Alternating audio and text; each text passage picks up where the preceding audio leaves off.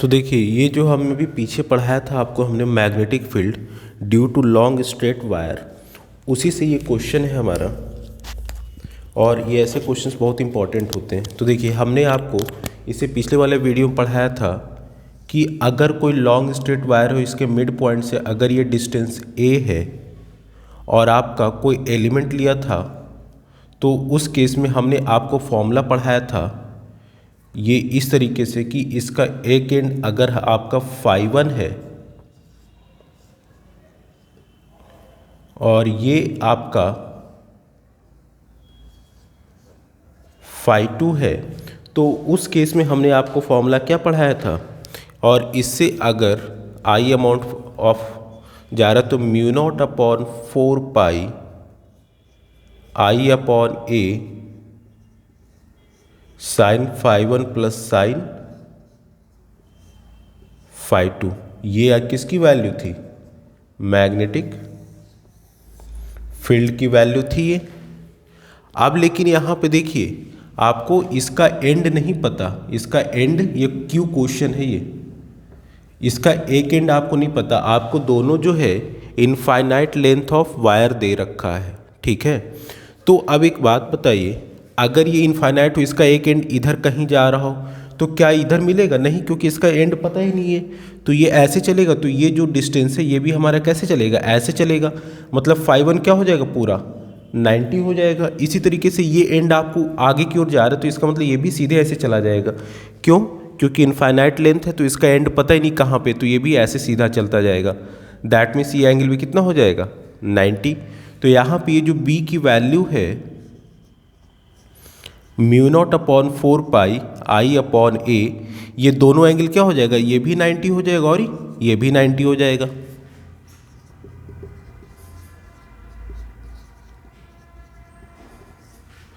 तो यहाँ पे b की वैल्यू यहाँ से आ जाएगा म्यू नॉट अपॉन 4 पाई आई अपॉन ए इंटू 2।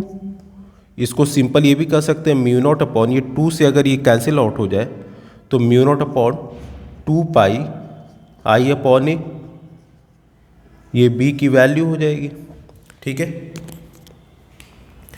तो यानी कि अगर ये हमारा ये जो लॉन्ग यहाँ से यहाँ ये स्ट्रेट वायर है, अगर ये इनफाइनाइट लेंथ का हो जाए तो उस केस में मैग्नेटिक फील्ड का ये फॉर्मूला हो जाता है। तो चलिए आगे क्वेश्चन देखते हैं।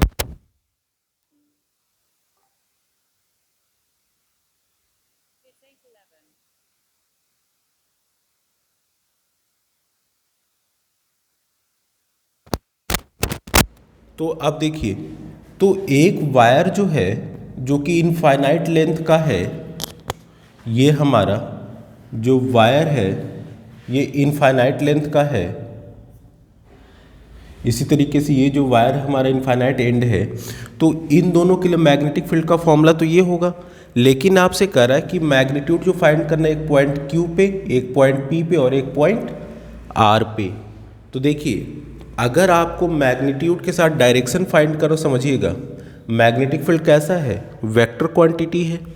तो मान लीजिए इसमें करंट अगर I जा रहा है, तो ये पॉइंट अगर P है, तो इस पे आपको direction of magnetic field find करना, मैंने राइट हैंड रूल बताया था। थंब जो है आपका करंट को शो करेगा, ये जो उंगलियां हैं ये जिस पॉइंट पे फाइंड करना, और ये जो आपका पाम है ये मैग्नेटिक फील्ड को। तो यहाँ पे देखिए ये थंब आपका करंट को, तो करंट ऊपर जा रहा है, इस पॉइंट फाइंड करना, इन चारों उंगलियों को हमने इधर करा। तो ये जो आपका दिखा रहा है ये किधर है, ये वाला ये किधर है, डाउनवर्ड, यानी कि मैग्नेटिक फील्ड का डायरेक्शन क्या है, डाउनवर्ड, ठीक है। अगर मान लीजिए ये करंट इधर है, डाउनवर्ड मतलब कि अंदर की ओर इधर है ऐसे, अगर ये मैग्नेटिक फील्ड आपका नीचे है तो करंट थंब शो करेगा, तो ये नीचे, तो यानी कि मैग्नेटिक फील्ड का डायरेक्शन किधर है, इस साइड है, ठीक है। यानी कि इस केस में अब क्या हो जाएगा, डॉट हो जाएगा, ठीक है। तो यहाँ पे चूंकि मैग्नेटिक फील्ड एक वेक्टर क्वांटिटी, तो डायरेक्शन मैटर करता है, तो यहाँ पे ये फॉर्मूला तो अप्लाई होगा हर जगह पे, लेकिन साथ में डायरेक्शन के हिसाब से ऐड या सब्ट्रैक्ट होगा। तो देखिए यहाँ पे अगर मान लीजिए हम पॉइंट Q की बात कर रहे हैं, तो इस पॉइंट पे देखिए इसमें मैग्नेटिक फील्ड ऊपर है, ये करंट ऊपर है, तो करंट का डायरेक्शन ऊपर, इस पॉइंट पे हमारा क्या है, डाउनवर्ड है, और ये इसमें करंट क्या है, डाउनवर्ड है। तो इसमें ऐसे करेंगे,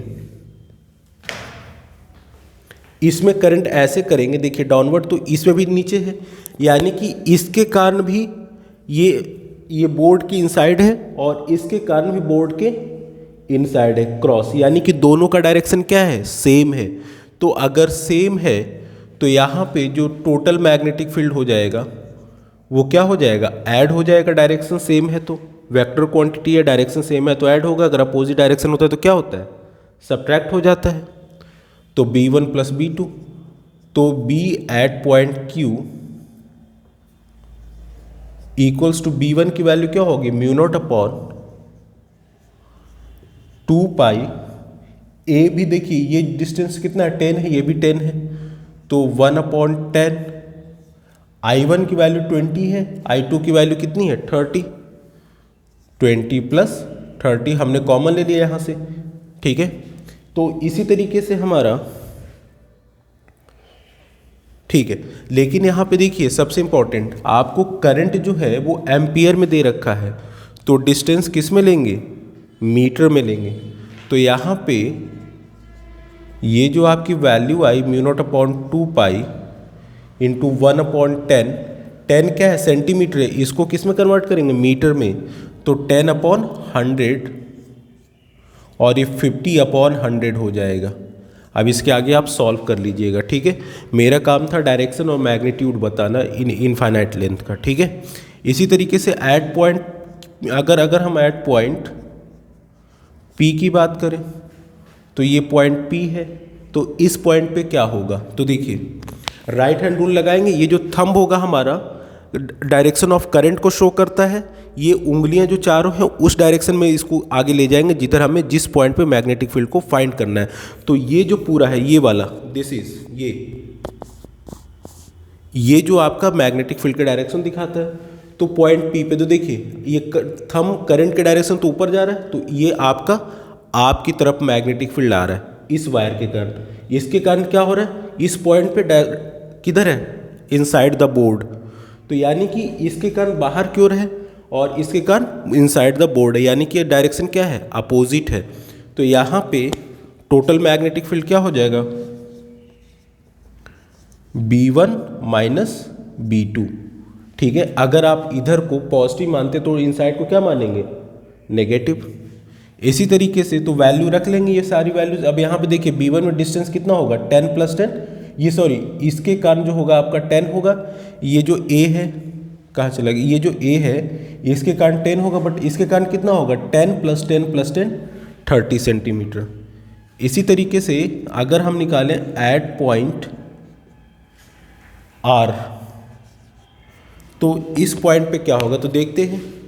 इस पॉइंट पे मैग्नेटिक फील्ड देखिए इधर किधर है, ये डाउनवर्ड है, तो इस तरफ ऐसे रखा हमने इस तरीके से राइट हैंड थंब रूल से, ये करंट यहाँ पे आपकी तरफ मैग्नेटिक फील्ड है और इसके कारण इधर है, तो इसमें भी क्या हो जाएगा, B एट R जो हो जाएगा B2 माइनस B1, ठीक है। तो यहाँ पे क्या हो जाएगा, सब्ट्रैक्ट हो जाएगा।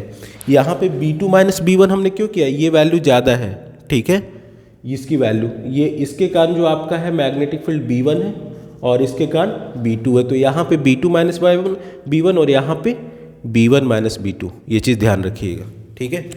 तो ये राइट हैंड थंब रूल, ये राइट हैंड रूल, और आपका इस तरीके से राइट हैंड रूल कैसे निकालते हैं, magnetic field infinite length of wire के लिए क्या होता है, ये होता है। कैसे यहाँ पे तीन, अगर दो पैरेलल वायर हैं, डिफरेंट अमाउंट ऑफ करंट उसमें फ्लो हो रहा है, तो ये सारी चीज़ें रखते हैं। और यहाँ पे ये मीटर, ये सेंटीमीटर में दे रखा है, तो किस में कर देंगे, मीटर में। सारी वैल्यूज़ रख लेंगे। जैसे B1 की वैल्यू है तो B1 देखिए B1 माइनस B2 क्या हो जाएगा, म्यू नॉट अपॉन 4 पाई I1 upon A1 minus I2 upon A2, ठीक है। तो ये mu naught upon 4 pi common ले लेंगे तो क्या हो जाएगा, I1 upon A1 minus I2 upon A2, क्योंकि यहाँ पे जब ये केस ले रहे थे दोनों सेम था इसलिए हमने कॉमन लिया था। अगर हम जैसे ये कौन सा ले रहे हैं, B1 माइनस B2, BP है ये, तो इस केस में इस पॉइंट पे यहाँ से तो 10 सेंटीमीटर होगा, लेकिन यहाँ से कितना होगा, 30 होगा। ये 20, ये देखिए ये पूरा 10 प्लस 10 20 प्लस 10 30, और तो यहाँ पे वैल्यू रखेंगे, I1 की वैल्यू है 20/10, ये 20 × 10⁻², क्यों? क्योंकि सेंटीमीटर में है, यूनिट का खास ध्यान रखना है। और ये I2 हो जाएगा आपका 30/A2, दैट इज़ 30 × 10⁻²। अगर ये मीटर में रखेंगे तभी आपकी ये जो वैल्यू है इसका यूनिट टेस्ला में आएगा। आई बस समझ? चलिए आज के लिए इतना रखते हैं। Thank you.